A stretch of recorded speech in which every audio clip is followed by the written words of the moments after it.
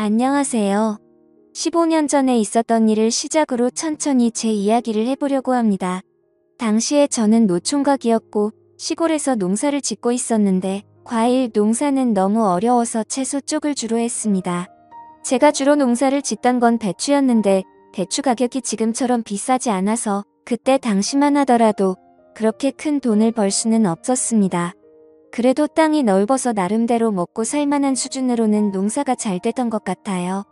가지고 있는 땅이 워낙에 넓은 편이다 보니 이 모든 걸 혼자 하기가 당시에는 상당히 벅찼습니다.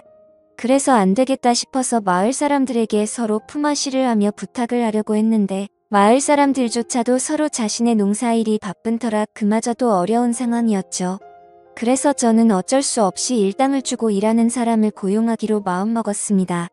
그래서 고용업소에 전화해서 일주일 정도 사람이 필요한데 사람 한 명만 보내줄 수 있냐고 물어보니까 농사 쪽은 남자들이 안 가려고 한다면서 아줌마 한 명을 보내준다고 하더라고요.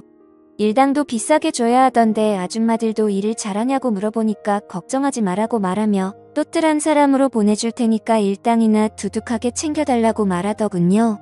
그래서 그날 바로 수확을 도와주러 아줌마 한 명이 왔고 그 아줌마는 오자마자 통통하게 익은 배추들을 보면서 배추들이 정말 탱탱하게 잘 익었다면서 속이 꽉 차서 맛있을 것 같다는 말을 하더라고요. 당연히 배추를 보면서 할 수 있는 이야기이지만 그동안 혼자 일했던 밭에서 낯선 아줌마가 저런 말을 하니까 뭔가 모르게 이상여릇한 느낌이 들기도 했습니다. 아무튼 아줌마는 저한테 뭐부터 해야 하냐고 물었고 우선 배추를 하나씩 따서 허트에 옮겨 담으면 된다고 했습니다.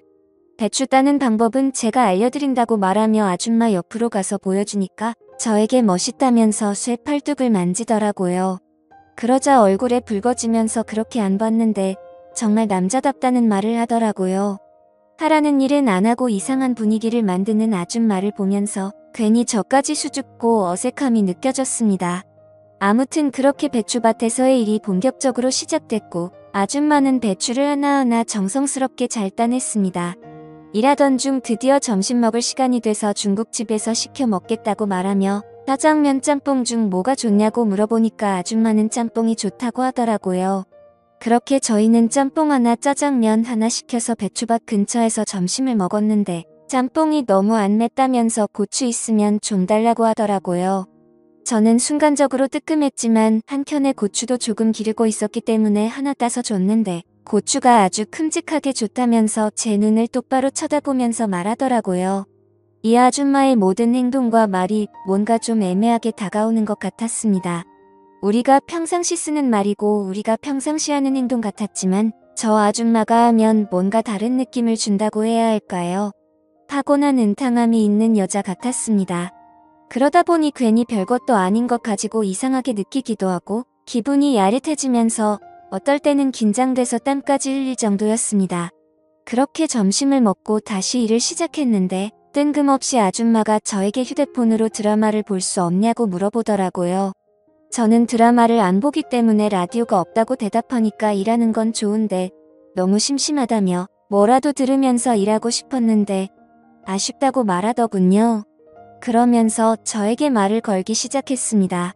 이야기하면서 일하면 더 시간이 잘 가지 않겠냐면서 그때부터 이것저것 물어보기 시작했습니다.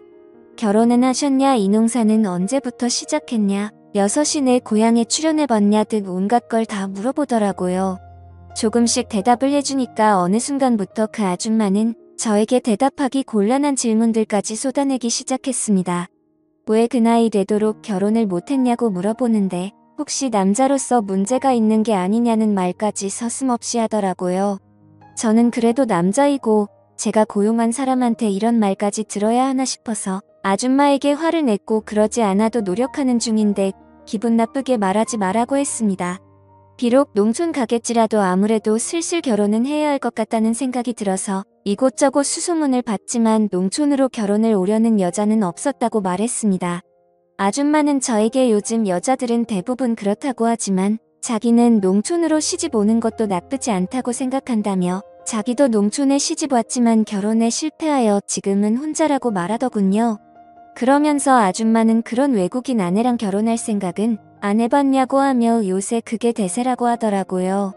지금은 국제결혼이 조금 시들어지긴 했지만 그때 당시만 하더라도 국제결혼이 정말 유행이었습니다. 많은 농촌 남자들이 외국인 아내를 만난다고 말하길래 나는 아줌마에게 그러지 않아도 나도 외국인 아내라도 맞이해볼까 해서 국제결혼에서 주관하는 베트남으로 잠시 떠난 적이 있었다고 말했습니다. 그곳에 가서 정말 마음에 맞는 베트남 여자라도 만나서 결혼을 해야겠다고 생각했는데 제가 좀 찍어놓은 베트남 여자를 같이 갔던 마을 노총각이 뺏어가듯 했다고 말하니 아줌마는 나에게 참 답답하다면서 용감한 자가 미인을 얻는 거 모르냐며 그때는 먼저 더 적극적으로 다가갔어야 한다고 말하는 겁니다.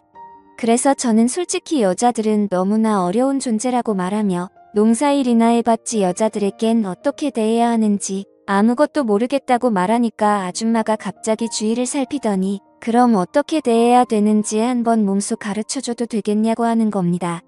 그래서 저는 그 모습에 놀라 대체 뭘 어떻게 하실 거냐고 하길래 아줌마는 제 어깨에 손을 올리고 제 주변을 돌더니 살금살금 다가와서 어느새 아줌마 얼굴이 제 얼굴과 맞닿으려는 그 순간이 되어버렸습니다. 저는 당황해서 눈을 감아버렸는데 아줌마가 어서 눈 뜨라며 저를 툭툭 치기 시작했고 깜짝 놀란 저와는 다르게 아줌마는 별것도 아닌 거에 왜 그러냐고 하더라고요. 여자를 안 만나본 티가 난다면서 이렇게 순둥이처럼 행동하면 여자들이 싫어한다는 조언을 해주더라고요. 그리고는 이내 아줌마가 자긴 어떠냐면서 이렇게 봐도 그쪽이랑 10살 정도밖에 차이 안 날 것 같다면서 자기는 충분히 저한테 시집와도 잘할 자신 있다고 하는데 저도 한참을 고민하게 되더라고요. 이걸 고민하는 제 모습을 보면서 스스로 자존심도 상하고 너무나도 짜증났습니다. 갑작스레 저한테 시집을 오겠다는 그녀의 말에 모든 게 다 빠르게 휘몰아치는 느낌이 들었거든요. 저는 그런 아줌마의 질문에 아무런 말도 제대로 하지 못했고 어느덧 오늘 일은 거의 마무리가 됐습니다.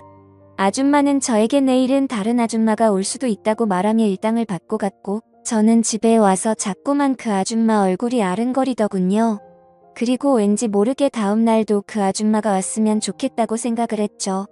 그리고 드디어 다음 날이 되었고 저는 어제 왔던 아줌마를 기다리고 있었는데 오늘은 그 아줌마가 아닌 다른 아줌마가 왔습니다. 이 아줌마는 정말 말없이 일만 열심히 하다가 갔고 다른 아줌마들도 그렇게 기억에 남는 분이 없었습니다. 그렇게 거의 일주일이라는 시간이 흘렀고 드디어 마지막 날이 됐습니다.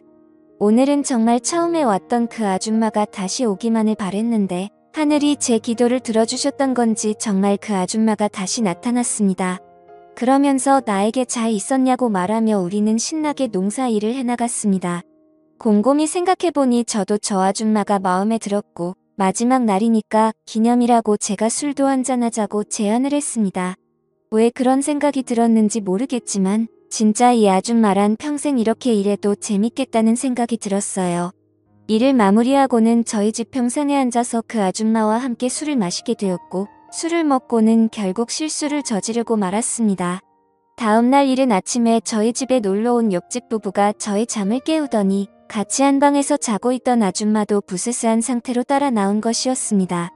그러면서 도대체 이른 아침부터 누구냐고 하길래 저는 너무나 당황스러워 아무 말도 못하고 있으니 쥐도 새도 모르게 장가간 거 아니냐면서 그것도 아니면 숨겨둔 마누라가 있었냐고 말하는 겁니다. 저는 옆집 부부에게 그런 게 아니라고 해명했지만 그 나이 될 때까지 결혼 안 하고 산 이유가 이거냐고 말하더라고요. 저는 도대체 무슨 소리를 하냐면서 그런 거 아니라고 끝까지 오해라고 했지만 아니긴 뭐가 아니냐며 우리 마을 신문에 대문짝으로 나올 만한 이야기라고 하면서 깜짝 놀랐다고 하고는 돌아갔습니다. 그 뒤로 그 소문은 온 마을 사람들 귀에 다 들어가게 되었고 저는 그 아줌마에게 마음도 있겠다 소문도 다 퍼졌겠다. 그리하여 그 아줌마랑 미래를 약속하게 되는 지경까지 이르게 됐죠. 사실 점점 그녀와 저는 성격도 생각도 잘 맞았거든요. 우리는 연상 연하 커플이지만 일을 할 때도 손발이 잘 맞고 모든 게 다 잘 맞았습니다. 이 이야기가 벌써 15년 전 이야기이고 우리 부부에게 태어난 첫째 아이가 벌써 중학생이 됐으니까 세상 돌아가는 것 참 빠르다고 생각합니다. 그리고 이렇게 배추 농사를 지으면서 평생 혼자 살 것만 같았고 그리고 내 짝은 없을 것 같아서 멀리 베트남까지 떠났던 적도 있었지만 역시나 옛말 그대로 집신도 짝이 있다고 하더니만 저에게도 짝은 있었고 그 짝은 마치 저에게 우연처럼 다가오더라고요. 비록 나이 차이는 좀 나지만 그래도 워낙에 성격도 좋고 착해서 나이는 숫자에 불과하다는 생각이 많이 나고요. 뿐만 아니라 아직까지도 우리 부부는 금수련하는 최고라고 생각합니다. 감사합니다.